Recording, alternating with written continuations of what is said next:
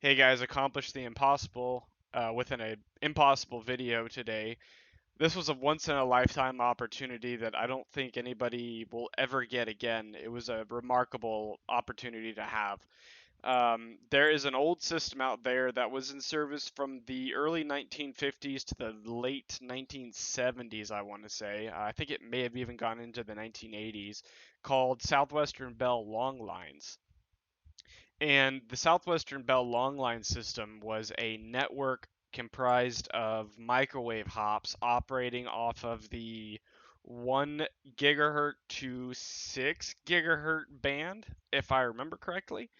And it was the latest and greatest way to be the means of transport between city to city regarding color television, TV, and phone line services, and I think that's all it handled. This was not something that was created back when the internet was created. The internet didn't come along till after the 60s, if I remember correctly. So, this was used to go over a long distance across the United States from, let's say, you picked up the phone and you dialed on your rotary dial or whenever a phone number and you were trying to call somebody in New York.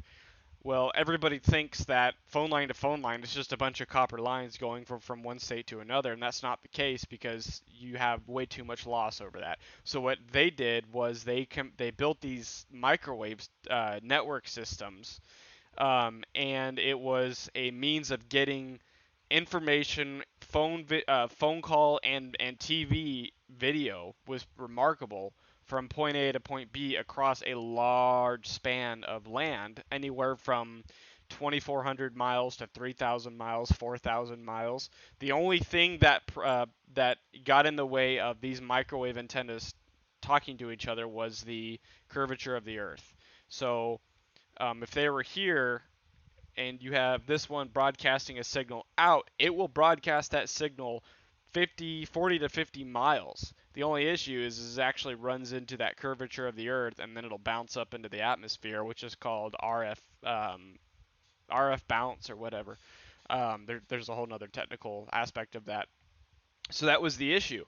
They so to solve that issue, they created lots of different sites between one point to another, and it was a remarkable system that was a multi-billion-dollar project. But its biggest purpose that is not said is its Autobahn system, which was its requirement to uphold communication during a nuclear attack from the Soviet Russia era and the Cold War. Because if the missiles were flying and we started taking hits at different points, we still had to make sure that all of our different bases throughout the United States had communication from one point to another and directly to the President of the United States wherever he was at the time, which back then would have been Mount Weather or up in the air.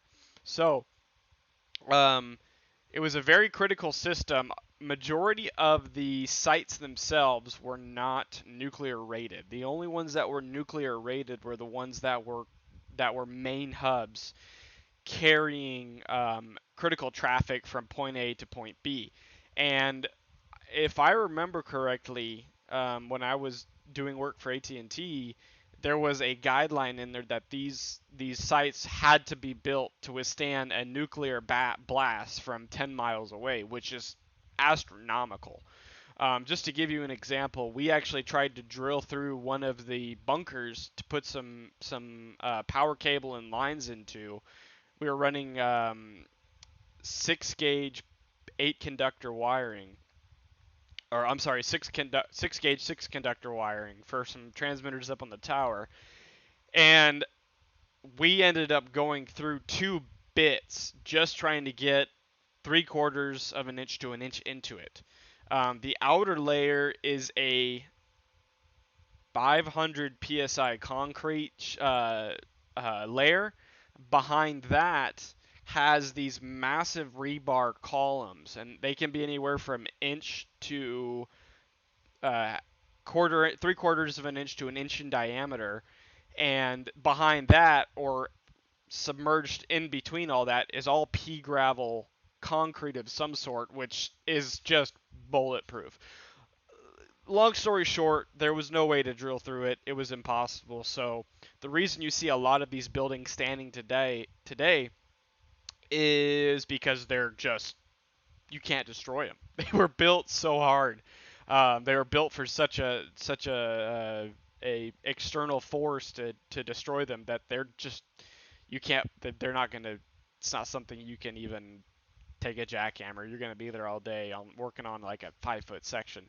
So, um, in this video, I get the rare opportunity to come across one of these, and with the permission of the site owner, powered up the whole building because the building itself didn't belong to AT&T. It belonged to the tower owner at the time. I called them up, told them what I was there for, what I was doing. Here's my certifications. Here's what I do. And they said, yeah, we don't know nothing about that building. This is our tower. We would really appreciate it if you could send us some pictures of that because we just recently acquired this property and we don't know anything about it. We own the tower. We're leasing out the tower to carriers. We don't know anything about the shelter. We don't even care. So they gave me their permission. I went in there, checked everything to make sure it was still operational. Did it power up? What were the issues? And I recorded the entire thing because it was just an amazing opportunity in my life to actually turn on a AT&T long line site back from the 1950s. A lot of the technology in here is so old you're never going to see it. There's transmitters in here that are from the 1960s, 70s. Just a lot of old tech. And then what's really cool is at the end of the video, I actually show you what it was when the long lines were running, what these rooms looked like, and then what it looks like now with the equipment we have that can do all of that work, but it's in a module about this big. So it's just remarkable. So with that being said, I hope you enjoy.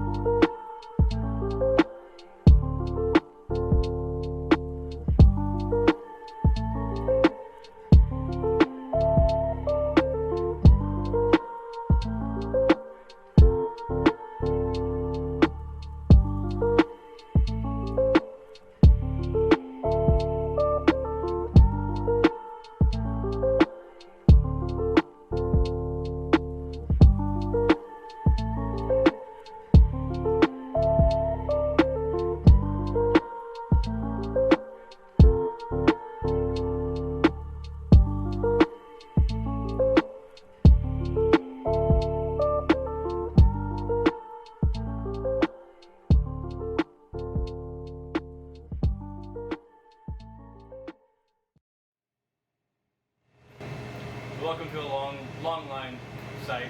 First, I kind of want to run through everything to explain what everything is, because there's a lot of stuff in here that's overpowering, I can imagine. But you got to keep in mind that everything in here is a lot bigger than what it is like today. Nowadays, this entire room around me would span, well, if you went into a modern day cell shelter and saw a microwave rack mount module, it's about this big, maybe not wide, that big, really small. But that's what we use nowadays, and this was just the difference in technology of how it worked. This room is basically walking back into the days where the big computer rooms existed that could barely do simple math formulas. Not as far back as the ENIAC, but it was up there with the slide roller age, and the Apollo missions was pretty much all done with this. And actually, a fun fact is the Apollo missions were broadcasted through the long line system. So if you watch an Apollo live broadcast from space or someone on the moon, AT&T's long line system was what delivered it to the general public on their color TVs or black and white TVs. So it's a very, very big system, was a very big system, and I'm going to try to make this speedy. I don't want to bore anybody out, but here we go. Strap in. If you don't like technical stuff, fast forward a little bit. I'm not going to get too technical, but I do want to explain what all this is so we can preserve the history of this site for a while. These are what are called rectifiers that rectify AC to DC.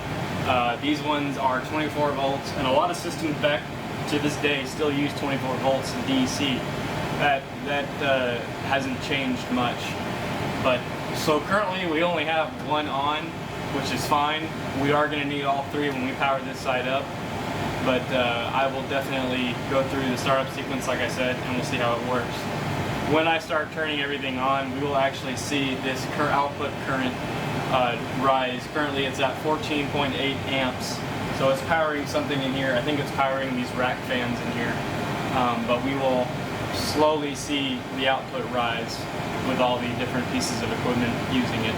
So once again, this converts your AC to DC. And why is DC important? Well, computers, transmitters, receivers, every household computer electronic, your phone, all uses DC. AC is just a way of getting you the power, and then your small appliances or small computers rectify that. So basically, in your computer at home, you have one of these. It's just a lot smaller and it puts out less power and voltage.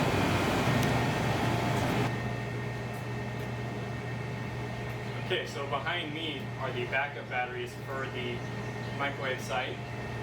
Once again, these batteries are very, very old, so kind of get in comparison to how big they are compared to me. They're extremely big, and they probably weigh about maybe 150 pounds apiece. They're really old, so you can definitely see that they are low on water and liquid. But they do have the lead plate. They have I think they got a copper plate in there, and they got some sort of filler. But all that in there is sulfuric acid, and they are made of a very, very, very durable plastic.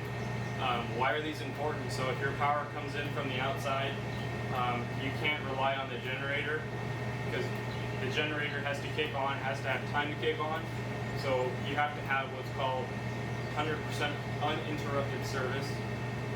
The FCC requires that the transmitters be up at all times, even if you do have to put them on low power to work on them, but you cannot shut down an entire site by federal law.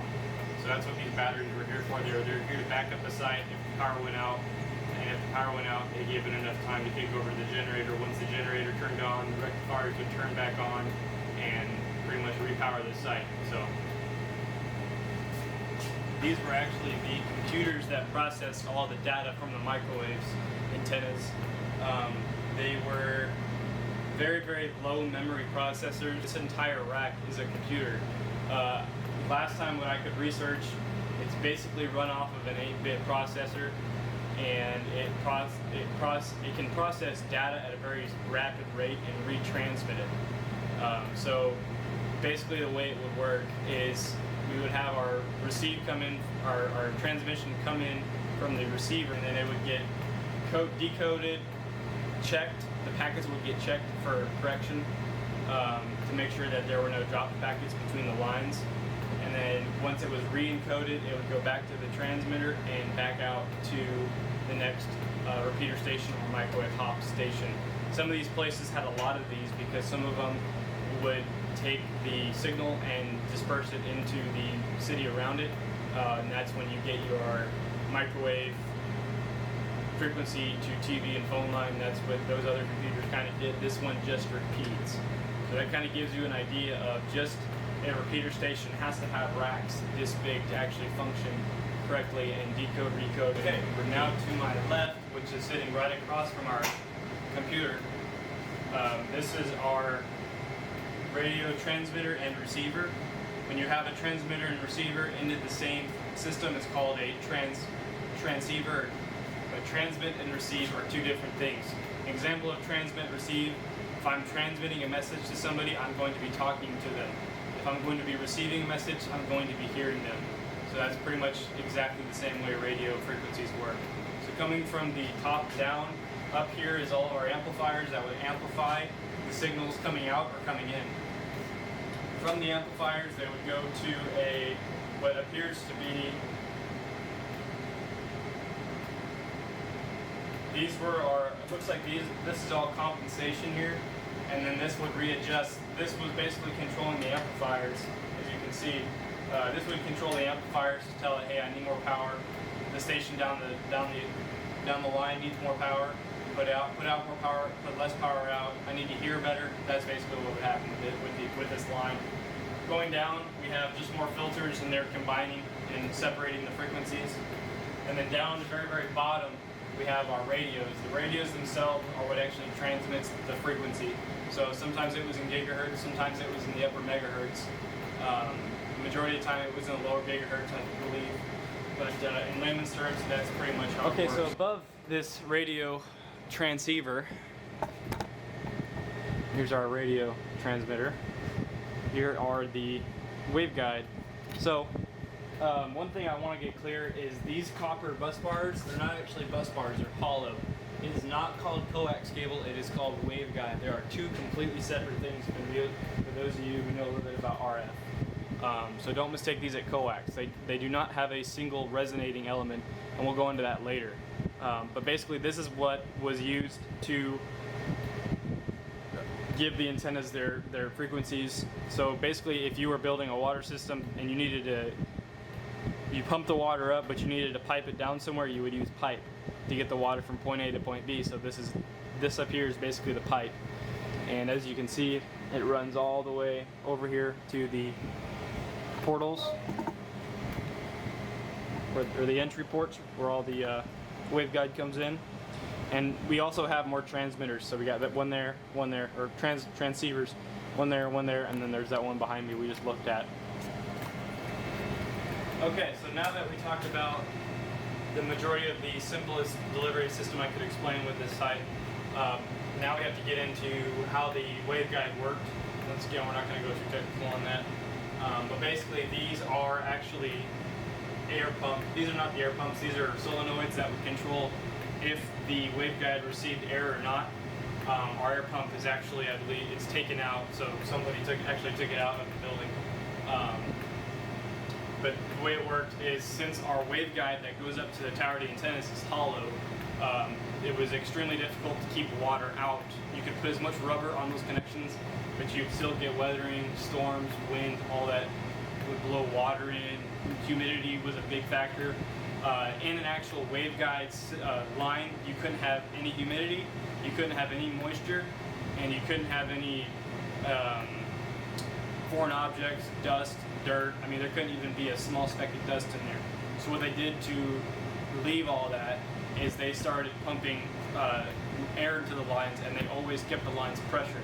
That way, if there was a puncture on the line somewhere, or if there was a slow leak or a possibility of water coming in, the air coming out would keep anything from actually coming in.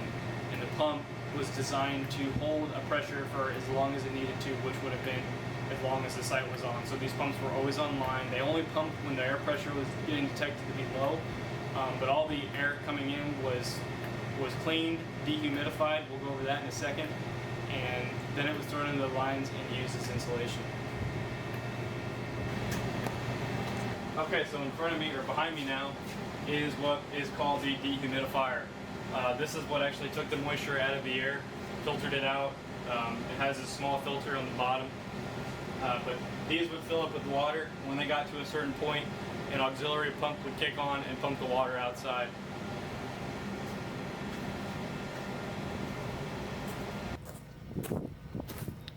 Okay, so now that we're outside, we're going to kind of go over just the delivery system real quick, and we'll go back in there. That's our hard line coming out of the entry ports or the portholes. They would run along these metal brackets. This is called an ice bridge, and it's called that because during the wintertime they didn't want ice building up on top, so they had a layer put on. But our hard lines would run up or across the ice bridge and then up the tower, and then they go up to our antennas. So there's a shot of the basically the cable tray running up the tower that would hold the waveguide lines.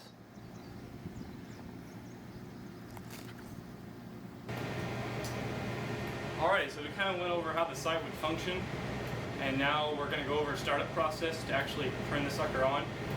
And this is really cool for me and maybe for some people out there, but it's really cool to actually see something this old still alive and in, for the most part, pristine condition. There's a little bit of water damage, but it's not too bad. So without further ado, we're going to go over startup sequence, and we're going to start showing you how to power on a long line site. Okay, so first thing is we're going to turn on our breakers to give our rectifiers the AC power. It's going to be these two right here. Okay, so we've turned our breakers on. You might notice the yellow standby lights because the actual rectifiers are not turned on. To physically turn those on, we're just going to push these switches up right here. And they're going to do a self-calibrate, and they're going to tell us what their output power is currently holding at here momentarily. So we'll give those a little bit of time to boot up.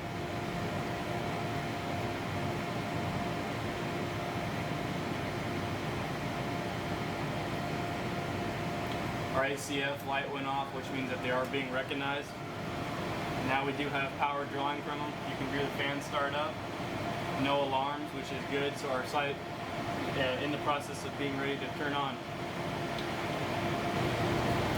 Okay, so we're going to start off. If this was an actual long line site in action, we would need to turn on the microprocessors on. We'd have to turn these on before we actually turn the transmitters on, because these will tell the transmitters what to do. If we just turn the transmitters on, there's a chance that they could turn on and start spitting out RF at random, which is what we don't want, because then that means that the site down the street or down the road, wherever it is, would be getting a very mixed up signal. So to turn on the computers, these are the power cards. This is all drawing off that rectifier system we just turned on. So when we push this in here, we should start to see all these lights light up. Here we go. There we go. So now we're going to be turning on the other side of that processor. I want you to pay attention to this right here. Hopefully you guys can see that. There's going to be a slight light right here. This is this is basically how good the site would be receiving if it was online. So once again, we're going to check. These are all of our power cards, like so. We're going to start pushing them in. It will turn on automatically.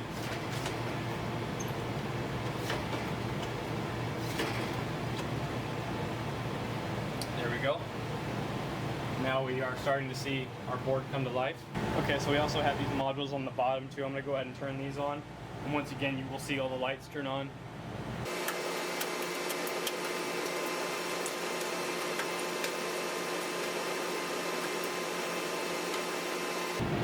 Okay, so now that we have turned on our computer and transmitter, or our computer and microprocessors, we can go ahead and start turning on our radio frequency systems, transmitters, and receivers. When they turn on, you'll see little numbers being displayed here. The numbers basically identify what current alarm the system is seeing. So in this scenario, we should have an alarm that shows up that shows there our amplifiers are in standby mode. Alright, so I'm going to continue down the line and start powering all this up. You'll see it turn on, and when I have everything powered on, we'll go ahead and just kind of do a walkthrough, show how everything looks when it's lit up and on, and go from there. Keep in mind, we do have a lot of alarms on these because the transmitters are not online, and they're not going to be really communicating with anything outside, considering this pretty much project's gone, dead and gone. There's no other sites around for it to talk to. So we're going to be seeing a lot of alarms and a lot more lights light up than we should, which is kind of cool because it gives us like a Hollywood effect to it. But here we go.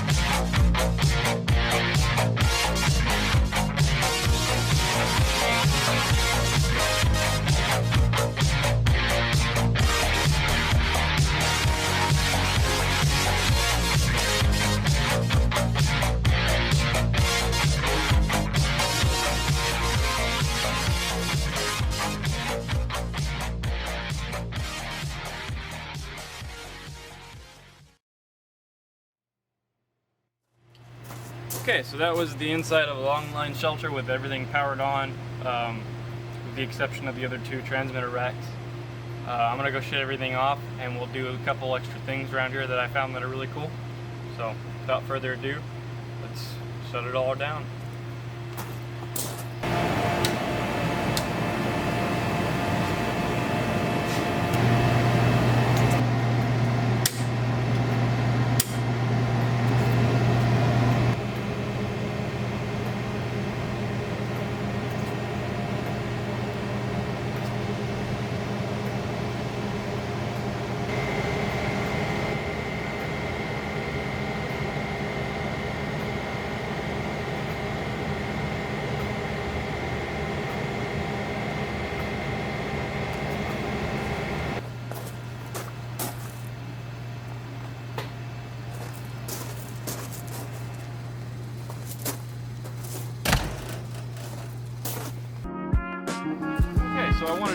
everybody what it was like back then, which we saw, and what it's like to nowadays. So the shelter right here is actually a modern day AT&T shelter. This is a cellular site that has all their cell phone equipment in there. Basically, when your phone talks to a cell phone tower, this little room at the bottom of it is all the equipment inside. I'm not going to go too much in depth of how it works. I'm going to save that for a different video. We're really just here to see that microwave module. So let's go check it out. Alright, so I wanted to give you an idea of, we're not, like I said, I'm not really going to go through any of this right now. It's going to be for a different video. I got some special stuff planned.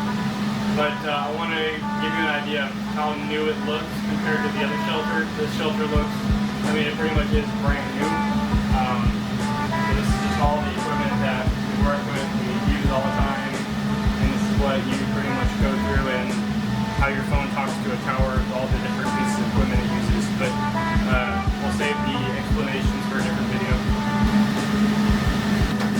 Okay, so right beside me is a microwave hub module. Like I said, it's not very big. My hand next to it, pretty small. So basically this is, I want to say 5 times stronger than 5 times more stronger than that entire building we just went in, the long line building. This one's being used, like I said, for AT&T. Basically what it does is it does nothing any different than what that other shelter did. It does internet nowadays, but if it really needed to, it could do the older stuff as well. They sell some older versions like this that transmit microwave over the air. But it's really interesting to see how far we've come in technology, because everything, all those big racks we saw in the long line shelter is in here. And the way they do it is they actually give it modules. So, let's see, for example, see if I can find something. So these are no longer being used, but towards the back of it is our transceivers that transmit and receive RF. And actually this one, the actual transmitter and receiver is on the microwave dish up top. All the newer microwave hop dishes have the transmitter and the receiver built into the back of the microwave dish. So it really cuts down on how much coax you have to use. This particular module doesn't use any coax at all going up the tower. Everything is routed via fiber optic cable, which is pretty much what led to Longline's demise. Once fiber optic cable came in, it was much more efficient. We didn't have to transmit power over the air, and we didn't have to have these giant microwave stations. So this is what ultimately did the Longline system in. And what's cool is if you look around, you'll see little microwave dishes everywhere on towers. You really can't go 5 miles without seeing one in some states. But so once again, this is basically just what that entire room did. It's as simple as that. There's really not much else to explain on this device.